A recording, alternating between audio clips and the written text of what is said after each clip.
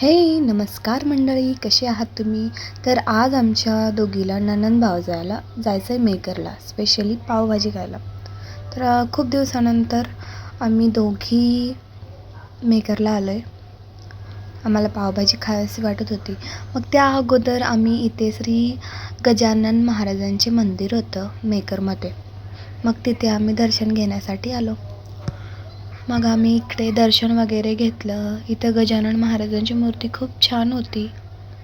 इथं वातावरण वगैरे खूप भारी होतं. आम्ही दोघी मस्त फोटो व्हिडिओ वगैरे काढले, दर्शन घेतले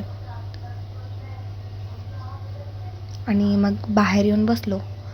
इथे संध्याकाळच्या वेळेला लहान लहान मुलं त्यांचे मम्मी पप्पा वगैरे येतात आणि मग काय निघालो मेन कामासाठी पावभाजी खायला. मग भेळ खाल्ली, पावभाजी खाल्ली, सगळं खाणं झाल्यावर मग आली आम्हाला चहाची तलब. मग आम्ही चहा वगैरे घेतलं.